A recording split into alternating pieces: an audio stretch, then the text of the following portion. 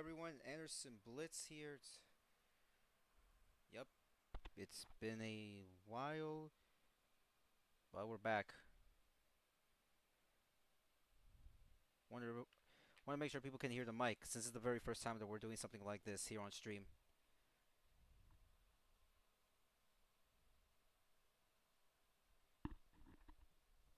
Yep, all right. At least people can hear me. That is very fantastic because obviously this is gonna be the very first time that I'm doing uh, a stream like this, which I've never in my life have done before because I'm used to doing a lot of live streaming, but not this. I've never done anything like this, so I really want to make sure that we nail this for the first time. So,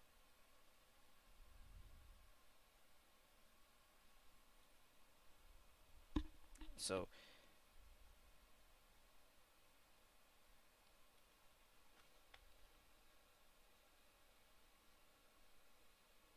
okay. All right. So this is fixed. All right, guys. So hopefully everybody is having a great evening, and it's been a little more. It's been a little more than a week since I last did my previous live stream, which was me starting off the playthrough of Persona 5 Strikers. But we're doing something different. This is the very first time that I'm actually doing a discussion. I guess we're going to call this episode 1 the Blitz Discussion because there is a lot to go over recently, which, originally I was kind of in a debate whether or not I should, you know, do a video. Uh, all right, yeah, at least people can hear me.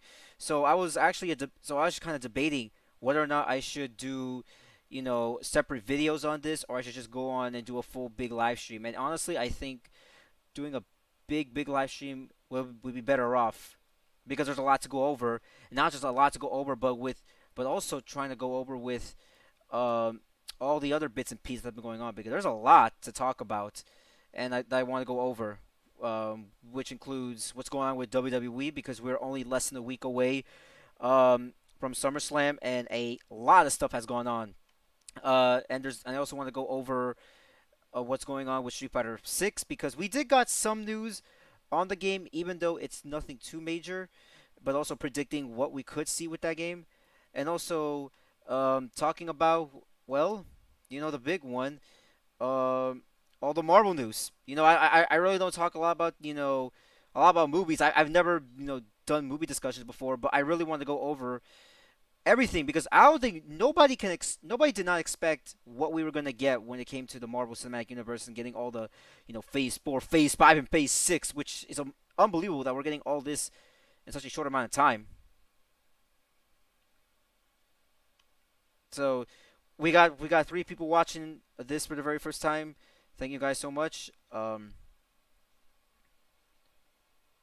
So we're actually been streaming for 12 minutes, but yeah, that's what I'm gonna do. Even when I do these live streams, I'm not gonna go fully live. Yeah, I'm just gonna put some random music, so you guys can at least prepare yourselves, or at least give people time before they can join the stream because I would like to start this stuff going over. All right, so man, we have a lot to talk about.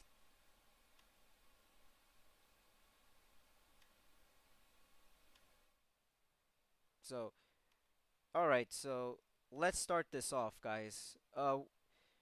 I really want to know what you guys want to talk about. I guess we could talk about the Marvel news, which is ridiculous how this stuff blew up because I knew that there was going to expecting this type of Marvel news that we got recently. Because this one was very shocking that we got, and that is regarding the Marvel Cinematic Universe Phase 4 and Phase 5. So you guys know, we are currently in Phase 4,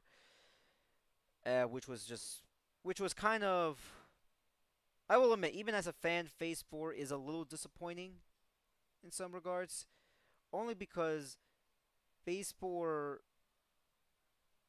is not so bad. The problem with Phase 4 is action is all over the place. That's the biggest problem. It's all over the place in that there doesn't seem to be a clear path, or at least we think there's a clear path, but they don't know how to proceed the story. Someone described this when it came to the MCU after everything that gone on with after Endgame was that in many ways the MCU feels like as if you just finished a full length game and you're just doing the side quests. But we got a bunch of stuff, including some stuff that we thought was going to be in Phase 4, but is now be part of Phase 5. That's been going on with Phase 5. Um, so Phase 4, we got technically. Okay, I know they say two, but we got four more properties left. We have the She-Hulk TV show, we have the I Am Groot shorts, we have the Untitled Halloween special, which I think no one realizes. And then we have the big Black Panther Wakanda Forever. Now, I did see the trailer for Black Panther Wakanda Forever, but I didn't see the She-Hulk trailer yet, so I kind of want to go over that stuff. What do I think about the Black Panther Wakanda Forever trailer? It was phenomenal. I thought that trailer was really emotional. It kind of gave us a full glimpse as to where the story direction is gonna go with that film, and I gotta say, um, that was a very beautiful film. Like that, you know, it seemed it's very weird. I would say weird, but I think the whole us processing that the fact that this is real now has got a lot of mixed feelings. 'Cause I think a lot of people were saying that they should not recast him because Chadwick Boseman is T'Challa, so most people felt like it'd be best to kind of like not recast him. But it seems like over the past year, people have been more leaning toward the idea that maybe they should recast him. So whether or not you were gonna recast him or not would cause a lot of debate regarding the film. But we pretty much now have an idea of what the film is going to be, and is that yes, it does address Chadwick Boseman's death. I mean, not in the real world, because obviously this is Marvel, this is a fictional world, but in the trailer we do see that yes, T'Challa, does pass away, and we're seeing how does the Kingdom of Wakanda, kind of struggle with that, and how they kind of move forward and become stronger, because there's going to be kind of new major threats that will be happening very soon. I think with the Atlanteans or something. Uh, there's a lot of debate as far as who do we see at the end of the trailer, because it's either Shuri or it's most likely Killmonger. One thing I do hope Marvel does, and I know they're gonna do it because unfortunately Marvel has the Square Enix problem. I really hope that they don't spoil who the new Black Panther is, because obviously it might be Shuri, but at the same time people are still believing that it could be Killmonger, which I don't think it is. But I think you're just better off with leaving the suspense, even if people might have an idea of what it could be. I think you're just better off on just not even revealing who that might be. That's gonna come out in November. The She-Hulk trailer, I really don't have nothing to say. The CGI isn't good, but I don't think it's gonna be a deal breaker so long as the story does carry the. You see, because my opinion on CGI is the same way I feel about.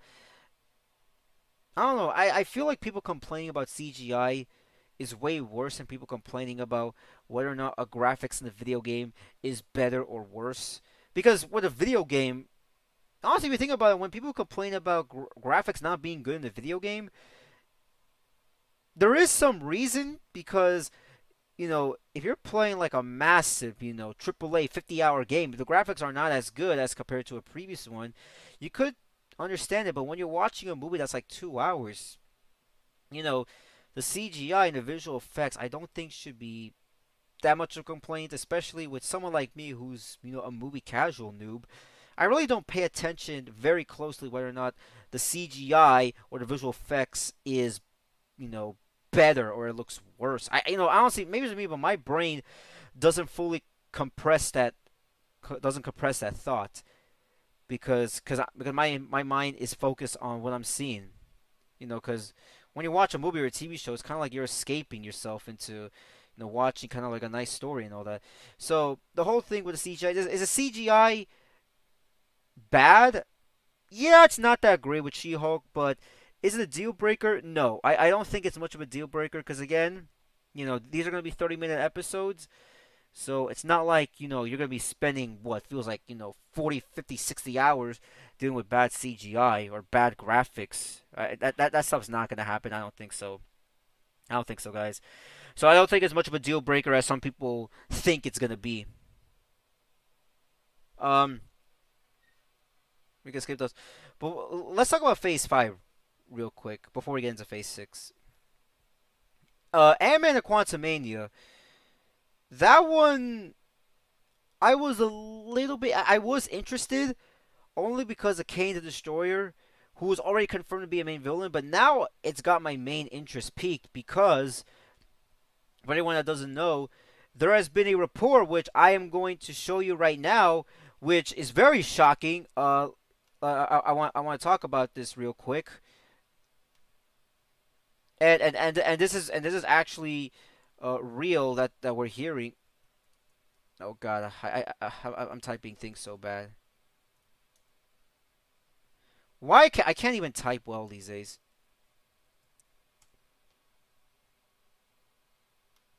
Kane the Destroyer and MODOK. Yeah. So yeah, apparently, according to what we've been hearing from those that saw the teaser for this film at San Diego Comic Con, apparently MODOK's gonna be in this film. Which, when I heard that, I was like, what? Because I thought they were gonna keep MODOK as its own separate thing. Because didn't they did recently do that Hulu TV animated show, which I believe is R-rated, which is not part of the MCU. But the fact that they're actually gonna be bringing supposedly MODOK, according to what we heard from the reports, uh, very shocking. So, according to this is an article from IGN. The events lead to the quantum realm. We get a glimpse of Bill Murray as the face of MODOK and a glimpse as Jonathan Majors as Kane the Destroyer, since his variant appear in Loki. It's gonna be interesting to see which version will this be, because there's gonna be multiple versions or multiple variants of Kane the Destroyer or the Kane the Conqueror. Uh, Let me say this: I don't know how you're gonna build up, because Thanos made 3 appearances before he made his full debut in Infinity War. It was the first Avengers, the Guardians of the Galaxy, and then Avengers Age of Ultron. So far, we have 2 confirmed appearances for Kane the Conqueror. I keep saying Kane the Destroyer. Kane the Conqueror. We have 2 confirmed appearances. We have Loki, of course. Maybe Loki season 2. Who knows? And then Ant-Man 3, or Ant-Man and the Wasp in the quantum realm. So those are 2 confirmed appearances. One we already saw, and I'm like, well, we're 3 years away from seeing the very Avengers spy. How many appearances will this character make, or at least which variants, as a way to build him up? Because you only have a short amount of time to build him up, because they pretty much spend 6 years building up Thanos, while here they're only spending 4. If you want to count his first appearance in Loki season 1. This is so I'm a little concerned with how they're gonna build up in just a short amount of time, because this is only gonna be his first appearance, and I don't think he's gonna be defeated or killed in this film, because I mean, at least one of the variants that they fight. Something tells me that they're gonna beat him, but then he kind of walks away, and then we start seeing the build up, because they're gonna obviously build up with Secret Wars, which is crazy to think that they're going with Secret Wars, which I will discuss later. Okay, so we got that out of the way. Uh, I do want to talk about the next film that we've been hearing, and that is or some of the. I'm not gonna talk about Echo or Athena coming into chaos. Honestly, I feel like with Athena coming into chaos, that one, that TV show, I feel like they're trying to jump the gun off the success of WandaVision, because out of all of these Phase 5 properties, I don't feel interested in Athena, if I'm being honest, you guys. I don't know if that's a show I'm willing to watch. Ironheart, I'm curious. Echo, I'm curious, because I've never heard of these characters before, but I do think they have potential. I think Athena, even in WandaVision, she was interesting, but I don't think she grabbed my attention the same way that other fans kind of, it kind of got the attention off of other fans, with the WandaVision show. Um, speaking of which, when you talk about big announcements and big surprises, um, we talk about what's going on with some of the other announcements and things that we're aware of. Loki season 2, no surprise there. Interesting how it's coming out at the exact kind of like 2-year mark from when it premiered, because Loki first premiered in the beginning of June, of last year, and this says summer, so I have a gut feeling that this is gonna premiere in June of 2023 for sure. Uh, they have a lot to build up because out of all the Marvel TV shows that came out 2 years ago, yeah, no, a year ago in 2021, Loki by far like that was the best show for sure. We got like I think four shows. We had WandaVision, Falcon Winter Soldier, Loki. Oh, no, we got five. We got What If, and then we had Hawkeye. Loki was the best one. Like it was so incredible with how the entire thing was, and honestly, uh, that ending is probably the most significant ending out of all the Marvel TV shows so far because that is the beginning of the multiverse, which would carry on. See, that's the problem which I have with Phase 4 is that Loki, No Way Home, and Multiverse of Madness they deal with the multiverse, but it doesn't feel as if No Way Home and Multiverse of Madness they do deal with the multiverse, but I don't think, but it didn't really follow up with what Loki's season one ending dealt with.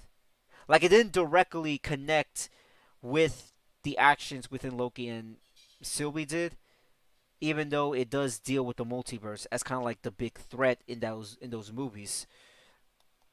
Uh, I mean that's what I feel. I mean you guys can chime in and kind of agree or disagree.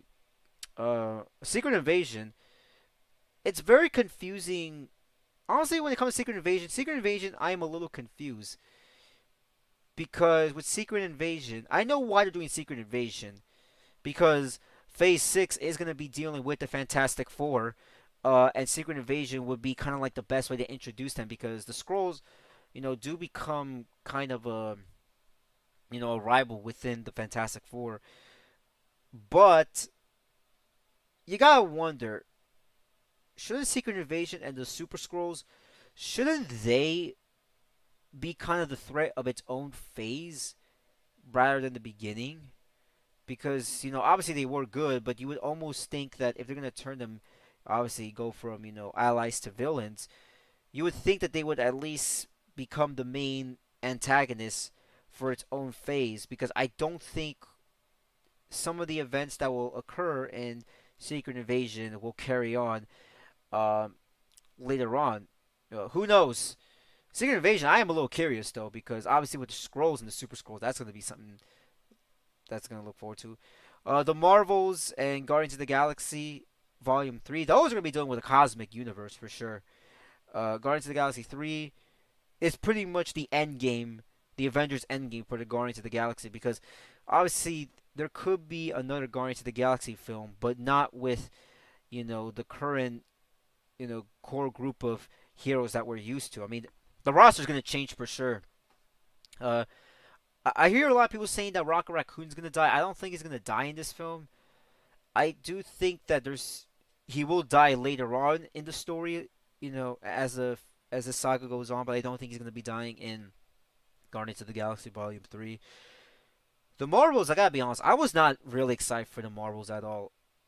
But that wasn't until the post-credit scene of Miss Marvel, which anybody saw, we don't know what happened. Uh, Kamala gets transported somewhere, and then Captain Marvel gets transported. Kamala was in her room, and she's all confused with what's going on.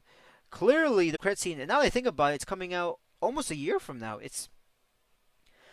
Man, a part of me wishes that strike didn't happen because you guys gotta remember, for those who doesn't know, uh, the reason why a lot of these films got delayed was last year because last year there was some strike within like unionization for workers in the film industry in Hollywood, and it was so bad that everything got pushed back. Even something like the untitled fifth Indiana Jones film, which was supposed to come out in July of this year, originally got pushed back to June of next year. So the whole strike that happened last year in Hollywood messed up the film schedule because it was so interesting how that strike happened, and then this massive wave of delays for everything that Disney's working on just happened like right after that. It's nuts. Uh, so we got two things to mention here with Phase 5. Daredevil Born Again. Very shocked. Not shocked that it's happening, but shocked that it's going to be an 18 episode series. I hear a lot of people saying that they're concerned that it's going to be PG. I do think the show is going to be R rated because we already see that there's going to be Deadpool 2, Deadpool 3. We have the Marvel Zombie show. Clearly, it seemed like Disney, and I don't know if it's Kevin Feige that's making the decision. I'm sure he is, but I don't know how much influence or power the new CEO of Disney, I forgot his name, Bob Channing, I think it's called. You gotta wonder if he have some power influence in encouraging Disney to kind of go along with this direction. Because back in November, he actually did an interview, and he said that he was somewhat encouraging, or he was willing to let Disney overall explore more mature subjects, more mature themes. Because Disney's changing a lot recently. If you look at the recent animated films, like something like Encanto, which the storytelling is much different, and now we're seeing with Secret Invasion, to say it'll be a lot darker and more frightening in some aspects, to not like a horror film, but I guess a little bit more frightening in terms of what can we expect, and how massive the threat will be. I wouldn't be surprised if maybe Kevin Feige was thinking maybe we should make Daredevil into a PG-13 show, but then Bob, the new CEO, found out, and he's like, "Oh no, no, you could just keep the R-rated tone," because over the last few years, we've been hearing about Deadpool 3 and apparently them saying that yeah, it's still gonna be it's still gonna be R-rated. They're gonna keep the rating within Marvel Studios. So you gotta wonder. I mean, this will be R-rated, but was this something that they wanted to keep, or is this something that Disney just encouraged them? They were like, if you want to make this R-rated, that's fine. If you want to keep it PG-13, you can do that, but we're not gonna, influence your decision. Because clearly Marvel is letting loose on what Disney can do now. Years ago, there was probably some, but there's been a little bit more darker, a little bit more mature tones or themes, especially what we saw with Falcon Winter Soldier and with Moon Knight. Um, Captain America: The New World Order. Yeah, that was a wait and see approach. Honestly, Captain America: New World Order. That's for me. That's like a wait and see approach, solely because that I'm excited, but how are you gonna keep the grounded characters intertwined with the whole multiverse saga? Because clearly they're gonna tie into this because that's closer to Thunderbolts. These two films, you're gonna have two halves. You're gonna have half of the heroes and villains dealing with all these multiverse and galaxy stuff, and you're gonna have the other half with the more grounded and realism tones to that. So so that's sort of like my main, I wouldn't say main concern, but that's sort of like the more curious option of how you're gonna do that. I mean, Sam Wilson's Captain America. I mean, it'll be interesting to see how he becomes how he as Captain America going forward, because that's sort of his new role. Uh, I'm not complaining. I know people miss I know people are gonna miss Steve Rogers, but just like the comics, time has to go forward. Also, we got 4 people watching the stream. Thank you guys so much. We got 4 people in this chat. That is fantastic. I'm really glad. Hopefully, we can kind of get the chat opening and ready, because I will be taking some questions that you guys have regarding all the stuff. Right now, we're talking about Marvel. So that's over with. I think we talked everything about Phase 5. Now we gotta talk about Phase 6, because we were all expecting Phase 5 news. I don't think no one was expecting Phase 6.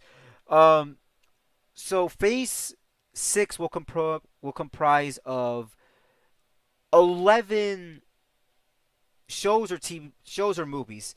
3 movies confirmed, 8 unknown projects. Some of them being movies, some of them being TV shows.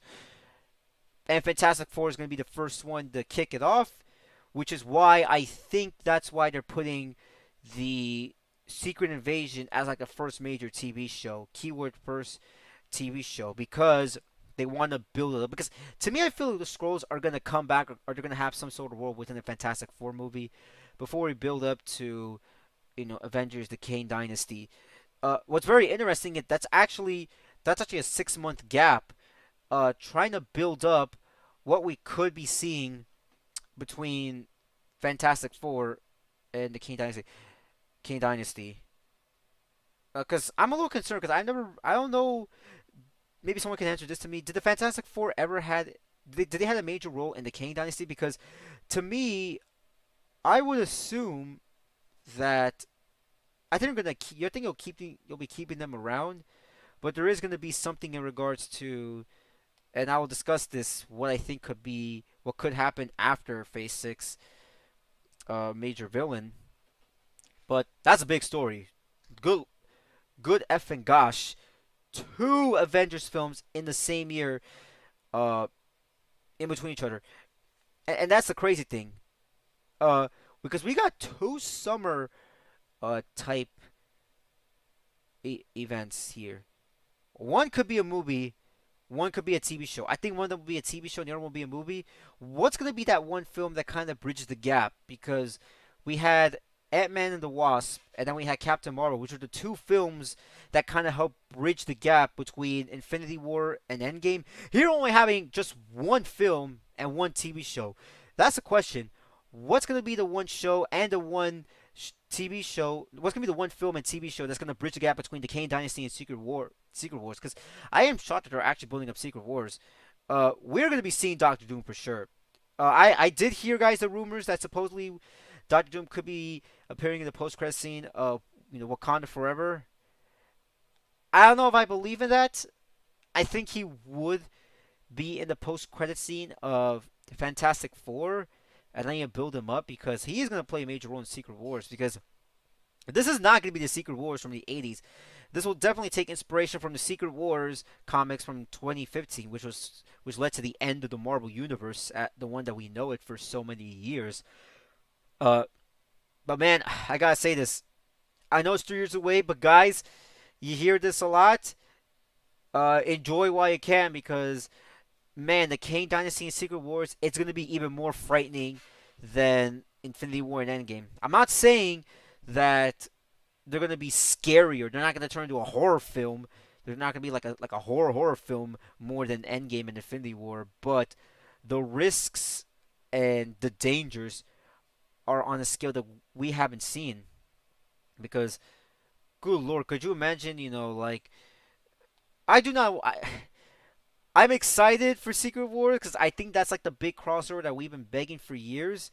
But now that it's happening, it's like, oh snap! Be careful what you wish for because, you know, I don't know. It's gonna change so much that now you're gonna be like, man, what's gonna happen? Maybe I do wish we could go back to the old days because I see a lot of people saying that, man, I wish we could go back. We could relive Spider-Man before everything happened in No Way Home and Far From Home. So it's like, be careful what you wish for because, man, what the heroes and the villains are gonna go through in Secret Wars, that will change Marvel forever. We have that's pretty much everything. There are three potential films that we could see in Phase 6. Deadpool 3, uh, the Shang-Chi direct sequel, and then we could be seeing Spider-Man 4. Those are like the three films that we could be seeing uh, in Phase 6. But to go back, Phase 5, 1, 2, 3, 4, 5. Phase 5 is only going to have 5 films. So, will this have 5 movies? Or will this only have like 4 movies?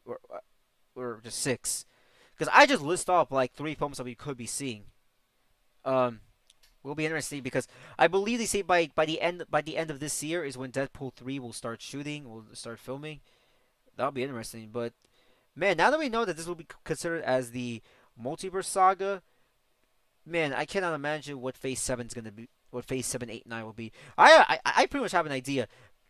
The next saga is gonna be the Cosmic Saga or the Galactic Saga, because if Kane Kane the Conqueror is gonna be the main villain for this saga, dude. You're gonna have to bring Galactus as like the next major villain because how many years have we been begging to see Galactus in this film, or at least in the MCU? They're gonna probably build him up. Then we'll be seeing Silver Surfer because I feel like the next saga of Marvel is when we'll be seeing the introduction of the X-Men because we still have no idea who's going to be producing or who when we'll be seeing, the X-Men in the MCU, but they're taking their time. They don't want to rush it because right now the X-Men is pretty much the one thing that we've been waiting for so many years, and they don't want to. I guess they're playing it cool right now in terms of when we'll be seeing them. I don't, like I said, I don't think you're going to be seeing them soon. They want to use a Fantastic Four to build up Secret Wars. I think after Secret Wars, where we'll be seeing the big, maybe we'll be seeing something where the universes collide. That's, to me, that's when you introduce the X Men afterwards, like the Galactic Saga. Because you gotta ask yourself, when will we seeing the big finale to Marvel everything? When's gonna be the big finale? As in like the series finale, not like the finale of a saga. But when will the Marvel cinematic universe as we know end before they hit a big reset button? I think you go knock it off with the Galactic Saga. The That's in my personal opinion. Gonna go with that. But damn, like the Kane Dynasty, because I was reading about like what that stuff will be, and my God, it's gonna be. You know, I'm excited, but I'm terrified. So same thing with Final Fantasy X-3. Like I'm excited, but I'm also terrified to see what could happen to the characters, because that Secret Wars, the scale is going to be massive with Secret Wars, and the potential collision of all the different universes being together as one.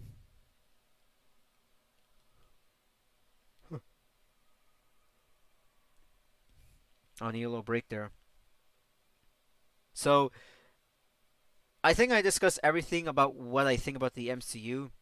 Again, the major complaint with the MCU that I had was that the MCU Phase 4 almost felt directionless, even if we knew where everything was leading. But now we have a clear vision. But my God, that's a lot of content that we'll be consuming both in theaters and in Disney Plus. And I don't know if that's a good thing because honestly, the biggest problem I've been having with the last year and a half when it comes to movies, I've been going to the movies a lot more than I should be to catch up on every single major film that's been coming out. You know, I mean, how many movies have I seen this year? There was a Betty White documentary that came out. Uh, Doctor Strange Multiverse of Madness, Thor: Love and Thunder. What else did I see this year? I saw the Uncharted live action film. What else did I see? I saw Jackass Forever. I saw Sonic the Hedgehog 2. This is more of a COVID problem that's still affecting, but I feel like the last 2 years, man, the movie industry is just so bloated, and there's still some films I want to go see. I want to go see the Elvis film. I was thinking of seeing Lightyear, but now that I realize that film's coming out August on Disney Plus, there's no point in going seeing that film. I could just wait like another 2 weeks. And then there's Wakanda Forever, and there's probably something else. Like there's a lot of films that's coming out this year still because they were all delayed by COVID. Where it's like, do you really want to put so many Marvel movies within the same year? Because we're getting five, films. Let me see the 2023 content just to make sure. We have one, two, three, four Marvel films in 1 year, and you gotta imagine 2023 is gonna be a lot of movies. I don't know if you want to, you know, give moviegoers so many content when there's other films they also want to see. That's the biggest concern going forward. Now,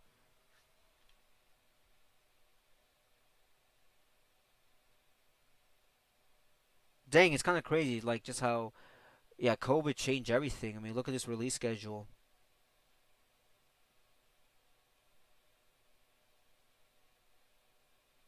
Yeah, I mean, well, the way we're looking at the original, this was the original plan for Phase 4. My God, if things changed, I mean, if man, if things didn't change, that would have been something. Let's be real here. Yeah, they messed up the timeline. Yeah, because even right now, the timeline of the MCU with Phase 4 is still all over the place. It's not going in order. Because, again, everything that happened with the pandemic, messed up the schedule, unfortunately.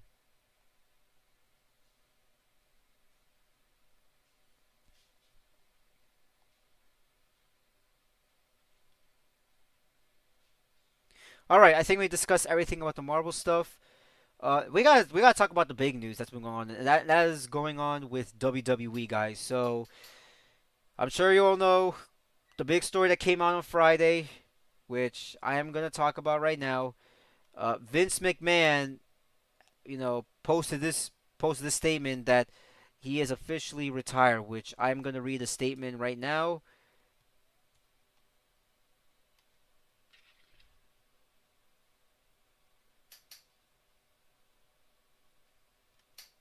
I have another article regarding the whole Triple H that came out earlier today, but we gotta talk about the Vince McMahon news.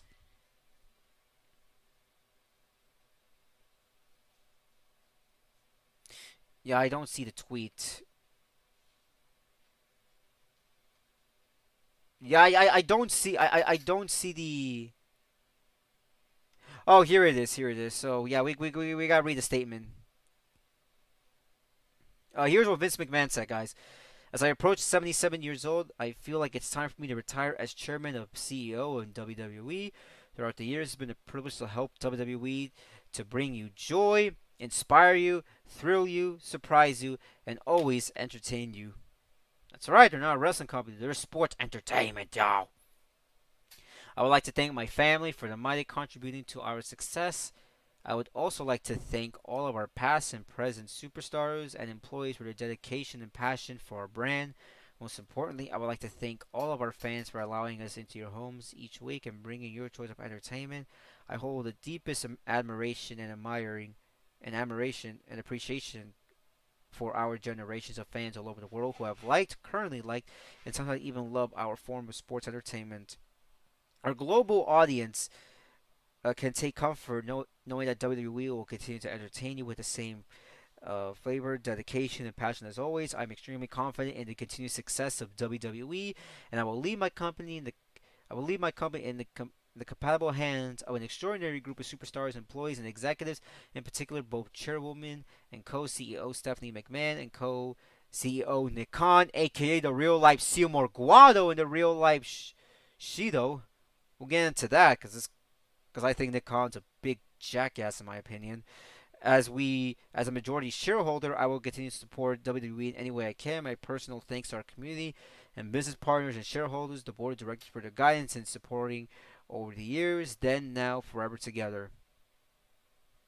I'm a little surprised that it wasn't because isn't it supposed to be then now together forever, not then now forever together? That's just me. Yeah, yeah, we're gonna talk about Nick Khan and what I think about that big fat douche because that's what I think about Nick Khan in my opinion. Um, it shouldn't be a surprise, but not really, because it's it's not a surprise that he stepped down, but the fact that it happened and trying to compress what we're witnessing is what's making it shocking. I think to me that's the real reason why people are just stunned by the announcement. Because before the scandal broke, let me just go over this right now. Before the scandal broke, you know, to better explain to those that are not wrestling fans, many wrestling fans had always figured that Vince McMahon would either that he would die while still being CEO because he has been working for this company was it 40 years now that he would never step down. Because according to my mother, if you're over the age of 60, you're out of touch. See, guys, wrestling fans have been telling me that old people are out of touch. Guess what? My mom has been teaching me a very valuable lesson for the last several years, which I've known it much longer than you wrestling nerds on the internet. But yeah, people have always expected that he would just keep running this company until the day he died.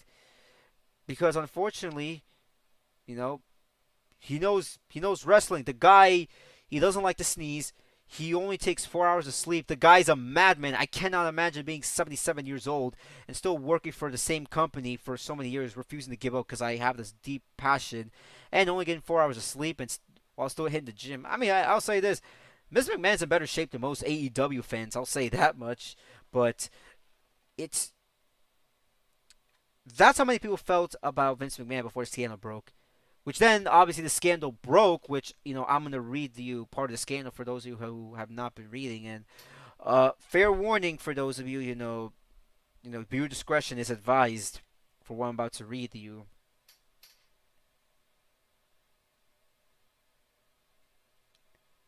So here's the discussion. Oh, we got 6 people watching the stream. Thank you guys. So for those of you who have not been following the news, again, I'm gonna try to tell this while reading these articles, but again, be be warned because some of this is a little disturbing. The Wall Street Journal followed with another. I followed with the followed the report. So what happened was that a month ago in mid June, there was a report coming from the Wall Street Journal in regard to some hush money payments that Vince McMahon did. Now, originally, the big concern was whether or not these hush money payments were used with his own personal money or was it used by company money. Because there's one thing that you can learn with a business is that if you use company money for something personal, the shareholders and the board directors will get pissed off. Will get pissed at you. They could overthrow you. That's how something works in the industry. That was that's was how the story started when it broke about a month ago. But then 2 days later, on a Friday, Mr. McMahon announced that he would be stepping down as CEO, but will remain creative. And that's where the whole Stephanie McMahon thing happened. Because it's so weird. Because in May, Stephanie McMahon announced that she would be stepping down, taking some time off. And then a month later, she came back and has announced that she'll be the interim, CEO of WWE.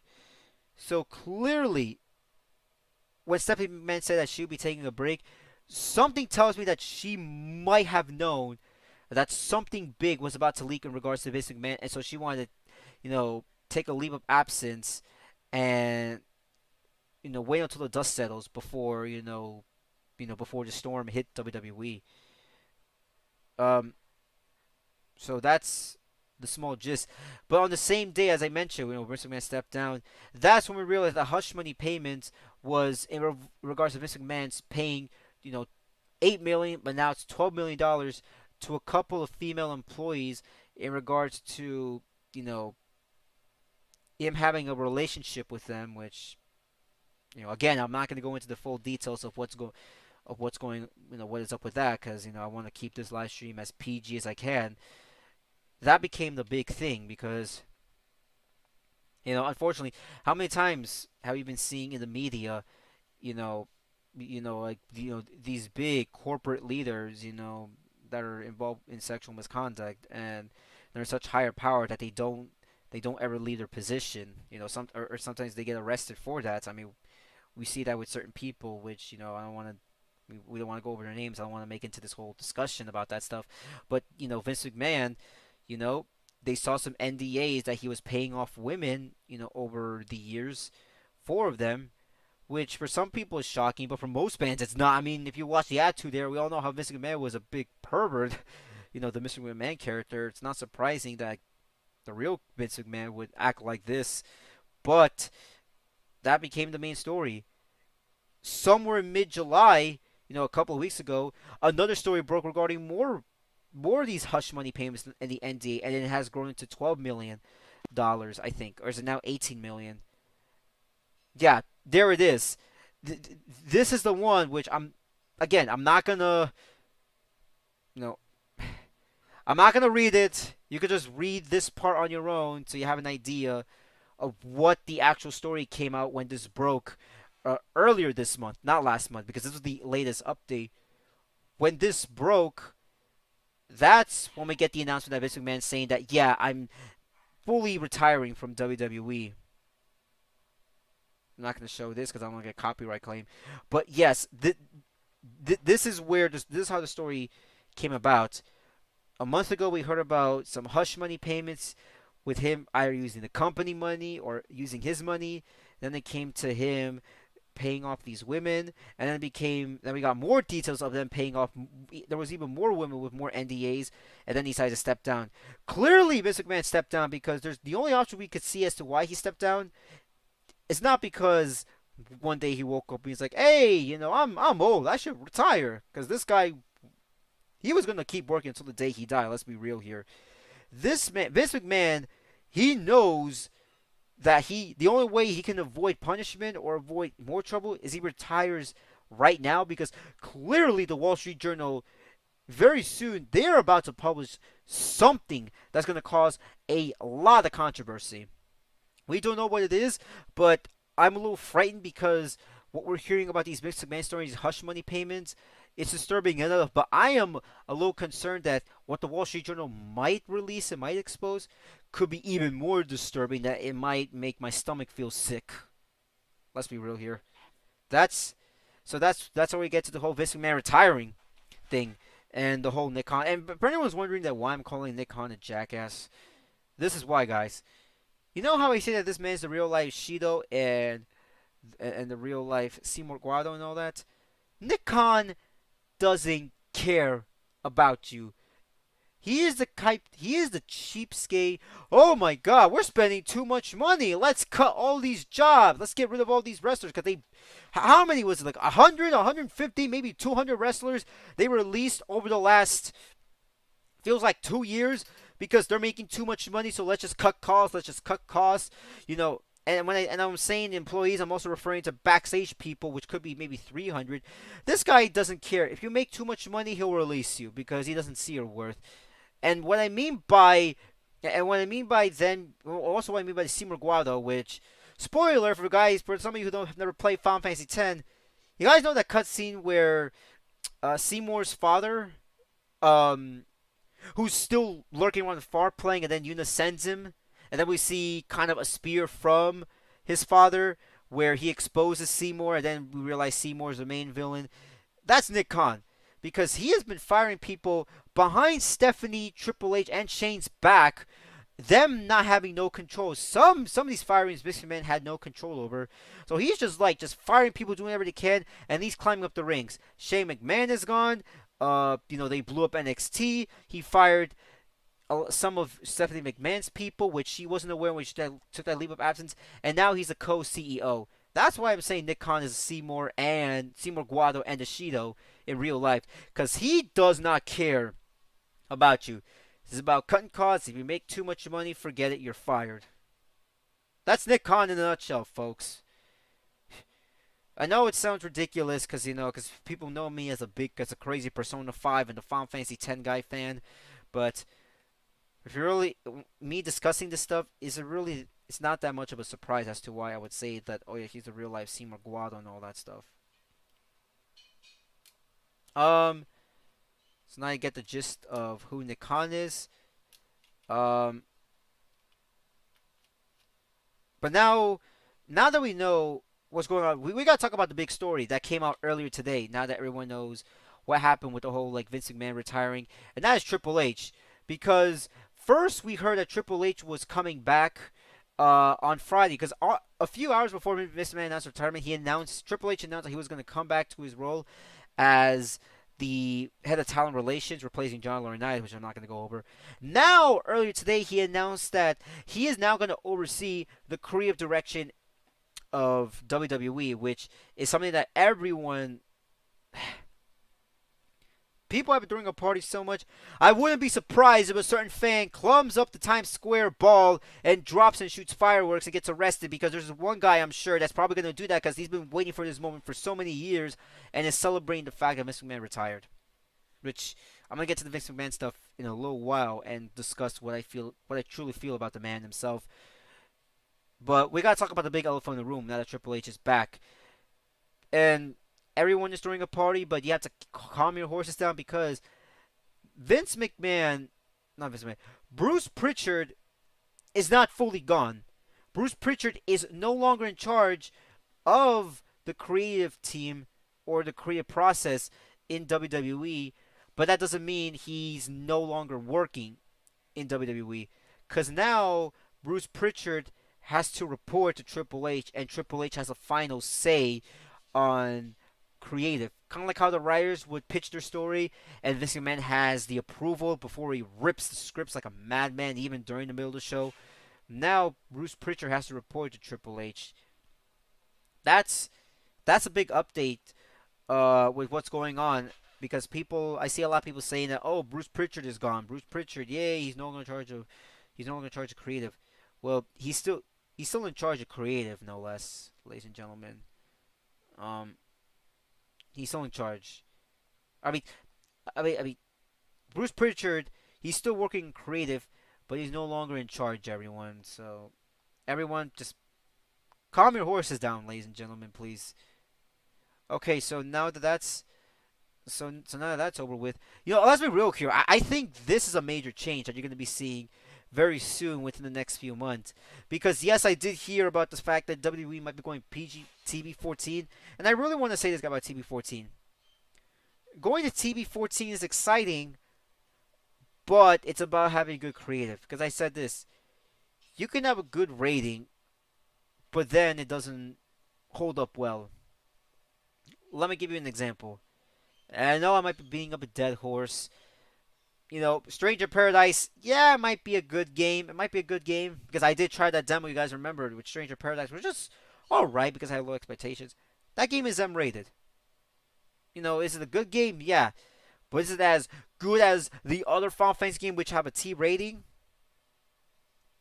Here's a big example. Look at Ren and Stimpy, the original show, one of the greatest cartoons ever made. It going adult, did it make it better? No. See, that's the thing, guys.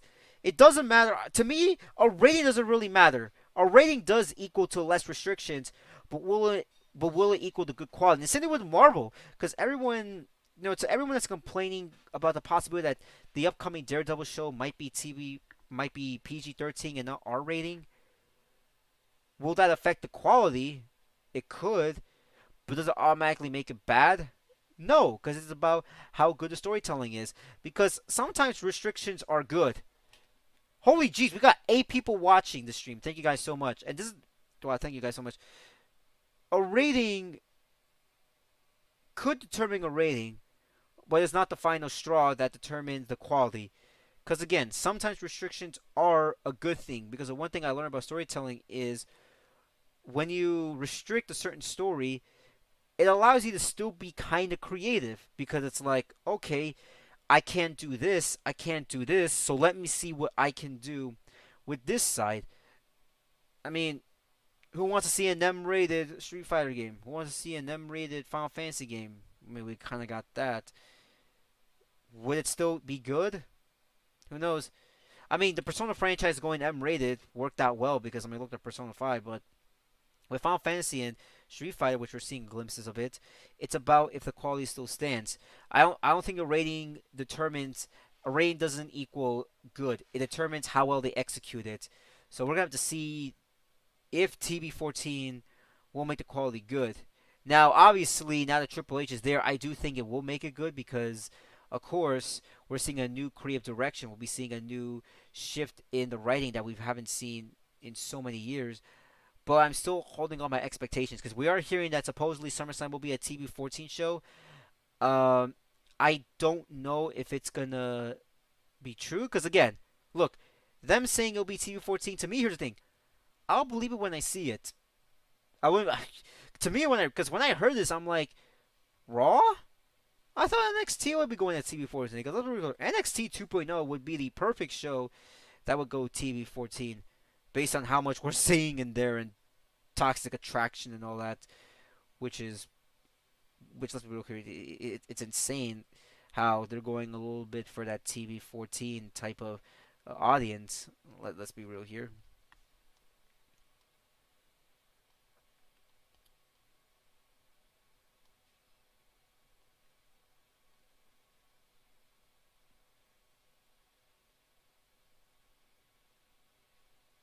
So you got my point of views there.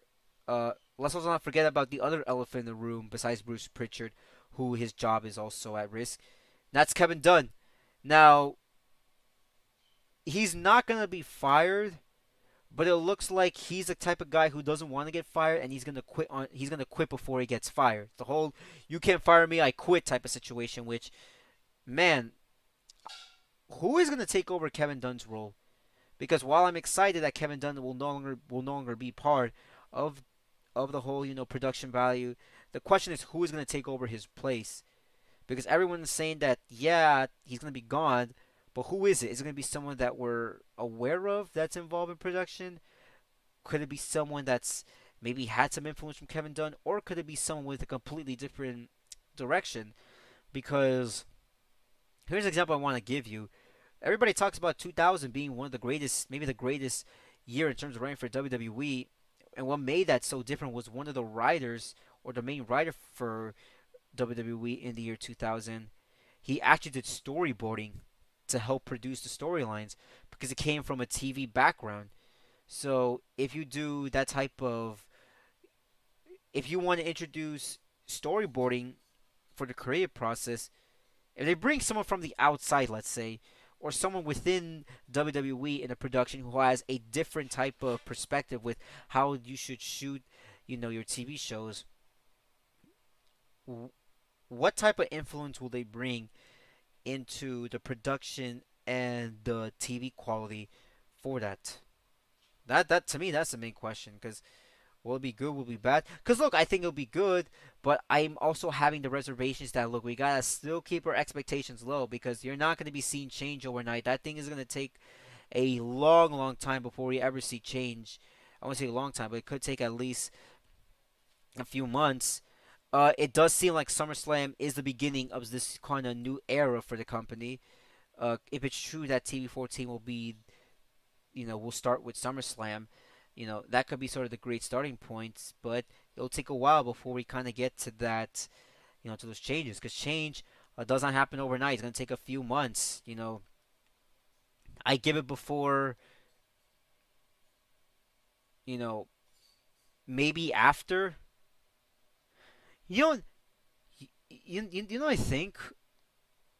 I think the best place, if the change in creative will start this Saturday at SummerSlam, I think the best way for the change to be fully finished, or the transition to be finished, would be at the upcoming Extreme Rules in October, because that's going to take place, in good old Philadelphia, the home of ECW. And what better place to finish the smooth transition in terms of creative? Have it go full circle within Extreme Rules, the home of ECW, and that's where you kind of go full on TV 14. Because I feel like in the first few months you're going to be seeing a lighter version of TV 14, and later on you're going to be seeing a full version of a TV 14 program. That's how I predict. So that's how I view as to that's my prediction as to when we could see major changes into the whole, like, when the soft TV 14 that are starting off and then go full on TV 14. I see that happening starting very soon, and I see that completion ending off at Extreme Rules. It's exciting, but again, it depends on how well the storytelling can be. I mean, there are some games out there, some of my favorite games, still have a T rating. Some even have an E rating. Just because it has an M rating does not mean it's equally good. It's about the quality of the writing. Because to me, I mean, that's the one thing I learned, from my writing teacher. You guys know that I want to become a writer. I gotta give thanks to my experience in high school, where I kind of learned those lessons about quality and quantity and all this other stuff, and how certain themes can be good, but you also got to kind of like make sure the story itself can back that up. So I think I've talked about everything in regards to a WWE. So now let's talk about the kind of like the last major topic, and that is involving Street Fighter 6.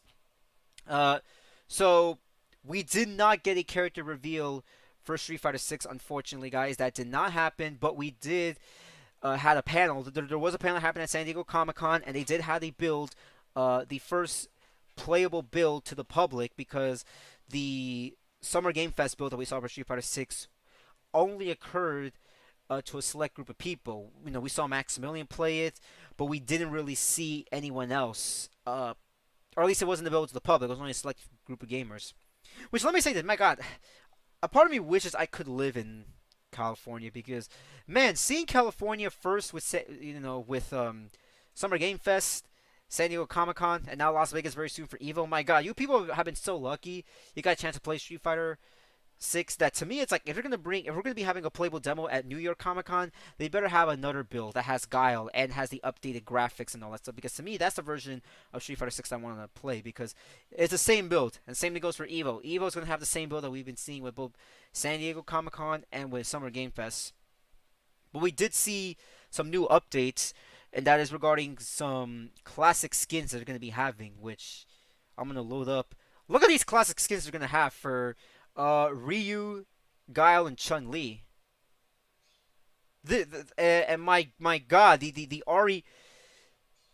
This, when you look at this, I am so grateful. It just makes me feel grateful that thank God the Ari engine exists. Like, look at this. This just now I know how Resident Evil and Devil May Cry fans reacted when they saw their favorite games in the RE engine. I am just grateful that the RE engine exists because we're going to be seeing such a beautiful version of Street Fighter 6 that kind of blends something stylistic with the urban streets, but a little bit realism because Guile in this shot looks very real, actually. He looks very real because there's still a little bit of that cartoony essence with the urban streets. Chun-Li in this shot, man, she looks amazing. Look at that. Guile's muscles, good lord, it makes you wonder if this guy's been taking steroids for because of his muscles right there. Well, that's incredible. But Ryu looks a little strange, but clearly this version of Ryu, which was pointed out by Maximilian Dude, this version of Ryu for sure was inspired by the Super Turbo version. Because they did say, it says it right here, fight like it's 1991. This is not the Street Fighter 4 or even the Street Fighter 5 version that we saw of these characters. This is clearly based on the Street Fighter 2 versions. Because even with Ryu, there was a screenshot I saw of Ryu, which I wonder if I could see that.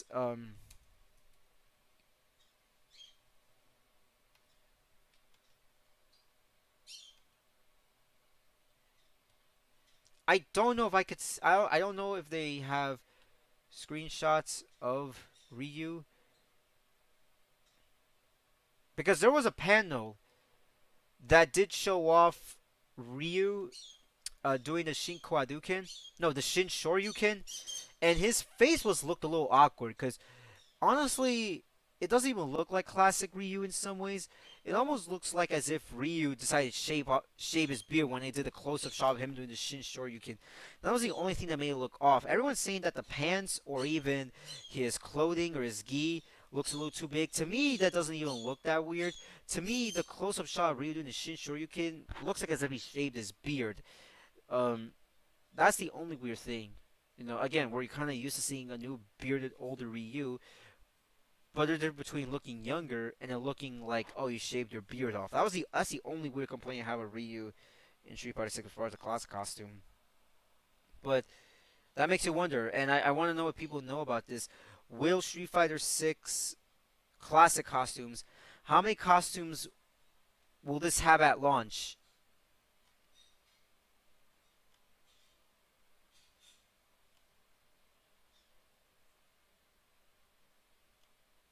I want to take a look at these costumes because again, this is amazing. Because there was no, as far as I could tell, there were no free costumes or there was no costumes instantly available in Street Fighter 5 unless you bought the season pass or just kept playing and unlocking them.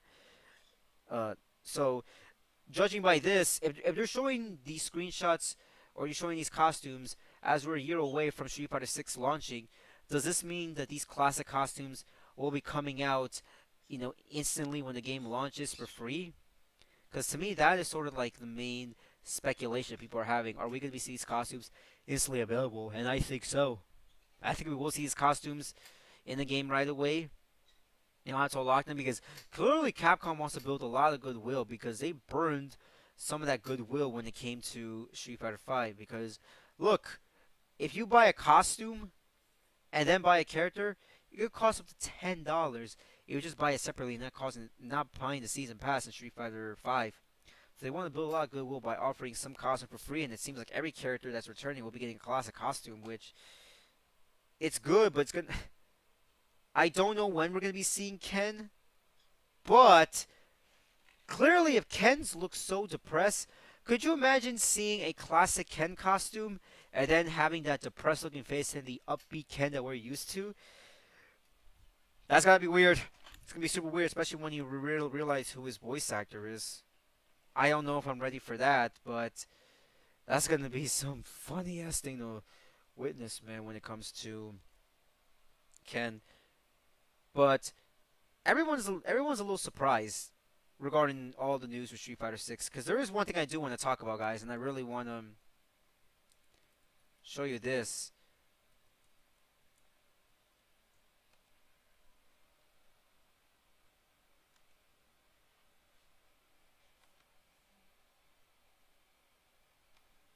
I do want to show you guys this.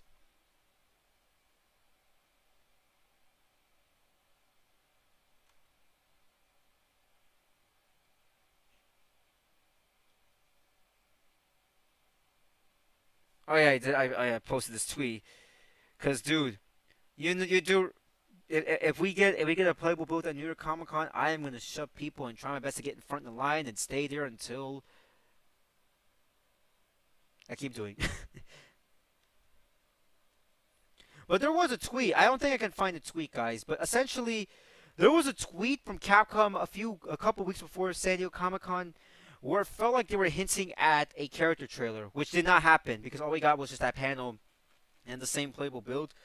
Everybody was speculating that DJ was gonna be the next character reveal because they used the word rhythm in one of the tweets. I cannot find the tweet, unfortunately. Actually, maybe I can find the tweet. Just way up.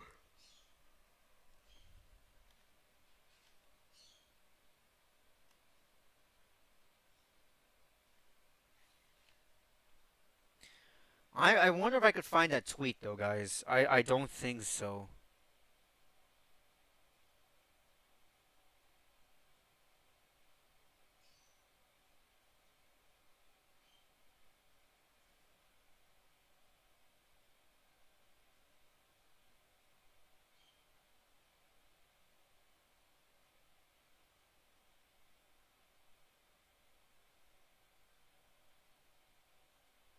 That real artwork's incredible, guys. It's amazing.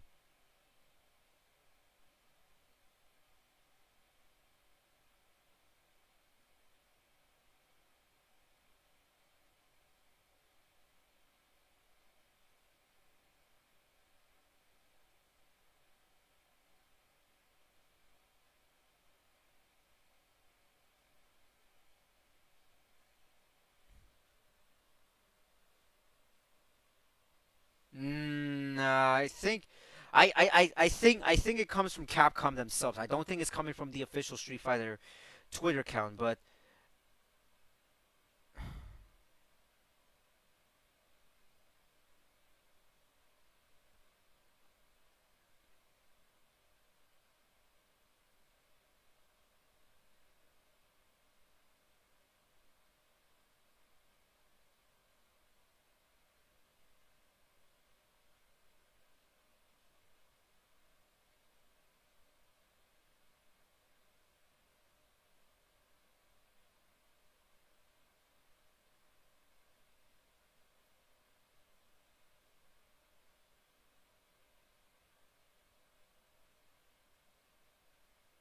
nah, I can't find it, guys. I'm sorry, I can't find it. Um, cause what I was looking for, guys, was there was a tweet from that we saw where they were announcing that hey, we'll be at San Diego Comic Con with some stuff. They used the word rhythm, and the way they said it almost is expect you to think that oh, we might be seeing a trailer for DJ. But again, there was no trailer for characters for nothing. All we got was the same playable build from Summer Game Fest, a panel where they discussed the development and show off classic costumes. We're gonna be seeing. I wouldn't be surprised if they go all out. We get at least two or even three character reveals for Evo, because Evo is it's gonna be the biggest show, and we're only less than 2 weeks away from Evo happening. Uh, what I think we might be seeing, I think Evo is when we're going to be seeing Ken, because everyone is, wondering when we'll be seeing Ken. And because let's be real, the only reason everybody wants Ken not only is because he's been in every single game alongside Ryu, but the leaked screenshots has led to so many questions as to far as what is going to be his actual role in Street Fighter 6. How much of that leaked information regarding the story will be true? How much is it? Because it's really killing off the suspense. Other than that, there was the Kimberly teaser that was shown towards the end of that first announcement trailer, keyword announcement trailer from the beginning of June, and then they were hinting DJ somewhat, but not really. I wouldn't be surprised if we get to see one of those three, but it's two or even all three of them revealed at the same event, which will be Evo this year. Because clearly they want to use San Diego Comic Con to kind of get the public try Street Fighter 6 before they go all out with the announcement. Because unfortunately, they're still going to be using the same build that we saw from both events for Evo, which I find it very strange that they would do that. Because I thought they would still, by that point, they would have a new build. Because why use the same old build they've been using, that would be using for Evo, when you can use a newer build to get feedback? Because how much of that feedback could directly go into the game? Because Street Fighter 6, the one thing we keep hearing about like special cancels, how the game isn't combo heavy. I keep praising the game, saying that it's going to be probably the greatest fighting game we've ever played, but I need to get my hands on it. Like on a serious note, I have to get my hands on it and know how the gameplay feels. How much slower or faster does it feel to Street Fighter 4 and 5? How well does the super combos work? Because I don't know if we have an official command list as far as how you perform the super combos. Do you do, I don't know, Shinko Duget? Is it two quarter circle forwards and one punch?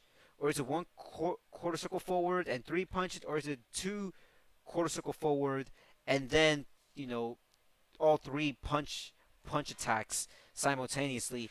How well do you have to perform it? What are the commands? Because clearly, easy mode and modern controls and classic controls, even though I'm going to stick to classic controls, I really have to try out how modern controls work to get an idea of how much accessible this will be for newcomers, especially when you realize that half of your moves will be eliminated.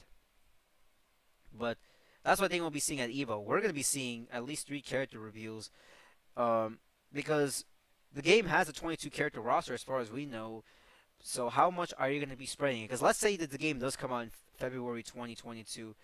How much of those character reveals are we going to be seeing? How frequently? Because, the last character reveal we got was a month and a half ago, and that was a Guile back at Summer Game Fest. So by the time we get to Evo, it'll be 2 months, and we currently have 5 characters confirmed. And I'm not counting Kimberly, because Kimberly was only a tease. How much time will you be promoting? And, because I know it's a 22 character roster based on the leaks, but I have been hearing that supposedly it could be a 25 character roster, which I said 25, 30. We reach 25, that'd be something. If it reaches 25, I'd be shocked that we're reaching the exact same roster as when the vanilla version of Street Fighter 4 came to console, because that's how much characters it had. It had 25 characters. There was the 12 World Warriors. There was the 6 newcomers. There was 18. Yeah, 12, the 12 World Warriors, the 6 newcomers, 2 characters from Super Street Fighter 2, the new challengers, and then the other 6 was from the Alpha games, if I remember. Okay, who were the 6 characters that were from Alpha? It was Dan, Rose, Sakura, Gen.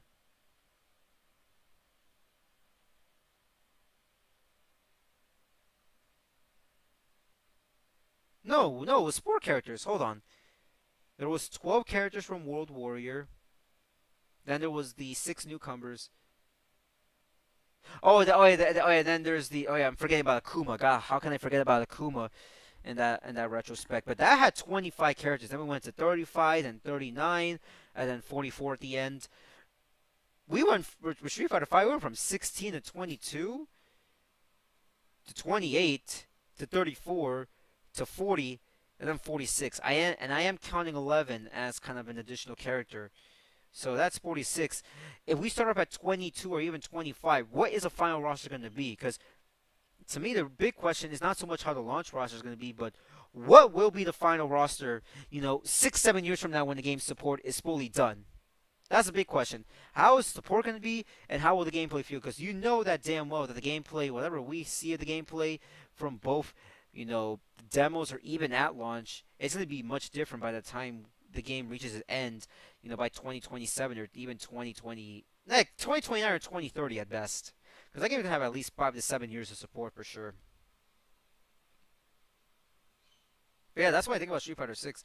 Anyways, the last topic I want to go over, guys, and this will be like a very short topic, so I do want to make this news. For anyone that's asking for or who's been wondering what's going on with the will I be doing a SummerSlam reaction or a watch along or the Ric Flair's last match? There will be no SummerSlam or Ric Flair last match reaction, no watch along reaction live stream, and no crowd reaction. That's because, and I want to kind of make this announcement, this weekend I will be on vacation going to Oakland Con 2022, which I know everyone is looking forward to that. I'm looking forward to it because I can't wait to see all the events and stuff. Um, I am not going to be doing a live stream nor reaction video, but instead I am going to be filming an entire blog, which I did a blog once. I did the AEW Grand Slam blog, which people seem to like it. Which I have some good news, guys. I will be there at Grand Slam again. Me, my brother, and my parents, we were lucky to get 4 tickets to Grand Slam. We'll be there again. I mean, hey, we're from Queens, New York, so we're able to, it'll be easy for us to, you know, head over to the event. But we'll be seeing Grand Slam. That's one vlog. I am going to be doing a vlog because Thursday I'm leaving. Then there's Friday, Saturday, and Sunday, which is the big weekend event. And then there's Sunday evening. And then I'm coming back home around like Monday morning / Monday afternoon. So that's how my schedule is going to be like when I go to DC for this, big weekend event, which is exciting because it's going to be the first weekend or the first vacation I'm going by myself. I'm going to be filming a blog, which I cannot wait to see. I can't wait to see some of you cosplayers. I'm going as Titus again. You can see my sword is right there. If I could show you guys my sword. You guys know what my sword looks like. Anybody who's watching me knows what my sword looks like. There it is. That baby's coming with me 3 days from now. But New York Comic Con will be different because I am going to be going. If I could just change the screen right here. New York Comic Con, I am going to be cosplaying as 2 characters. I'm not going to say who the second character is, but that has been settled. The outfit's coming. The wig, the items for that additional outfit is coming. I kind of purchased that when there was a major sale for it. So I won't say who it is, but I think people might have a good idea of who this next character I'm going to be cosplaying. If you look at my Mount Rushmore video games, you might have a grand idea of who this character is going to be. My God, the thing just kind of froze on me. So you probably have an idea of what that is. My screen froze. Jeez, that's not good.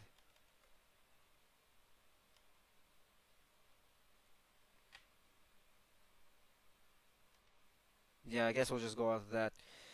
So that is the plan. There will be no SummerSlam reaction. Uh, There'll be no SummerSlam reaction for anyone who's wondering. I won't be doing that. I know monetization was lost in some aspects on some of the videos, which honestly, I'm not going to be too harsh to myself with that happening because it's not the end of the world. I can't make money off of my channels, off of my video, but at least it's not. But it will not ruin the passion of me providing content for all you guys. So that's the update. I will be filming this blog. I'm trying to store up free as much space as I can on my cell phone so I can get as much content on with producing this vlog because it is going to be a very long vlog, I guarantee, and I will be bringing some items and with the cosplaying and all the events that's happening. TS is going, of course. Who knows who will be seeing the Summoner Yuna? I should be doing, maybe I could do vlogs for New York Comic Con and for Anime Con for the Final Fantasy 35th anniversary concert, which I will be going to. Can't wait to see that. So I think we're gonna be ending this off. It's almost 11 p.m. I mean, right now it's 10:58, so I think we're gonna end this stream. This is the first type of live stream that I've done, guys, where I am discussing all these different topics. Uh, Hopefully, I can do more like this, and hopefully, I can bring in some guests to kind of discuss and manage all these topics. Because again, I kind of want this to be kind of a new occurring thing. Because I know my live stream is either me reacting to certain events or me just playing video games. Which I know I started a Persona 5 Strikers live stream recently, which I will continue my playthrough by the time I get back. Wednesday night, the day before I leave, I am going to be doing another live stream because you guys know tomorrow night, the multiverses beta is going to be launching. So I will be doing a playthrough of that. I'll be testing out the beta and see how fun that is with multiverses on Wednesday evening, right before I leave Thursday morning to go to DC. I'll be doing a stream like that, but hopefully this will be the start of something new. Again, this is the very first type of live stream I'm doing. I'm doing all these major discussions on topics, which I hope you guys will have fun. Um, Hopefully, you guys, can at least give me feedback. And again, I was not gonna do a live stream where I discuss all this stuff, but again, with the recent Marvel Cinematic Universe and the and the WWE news, there was no way I could cover this in a video to the point where I had to do a live stream in order to make sure I can discuss all this stuff because there was a lot to go over with all that information. Hopefully, we can do more of these live streams. And I will continue the Persona 5 Strikers playthrough very soon. So we'll be ending the stream here. It's 11 p.m. Bye, guys. Hopefully, I'll see you on Wednesday evening for the Multiverses Open Beta. And you guys take care and have yourselves a great evening. So, you guys take care. I'll see you guys next time. Bye, guys.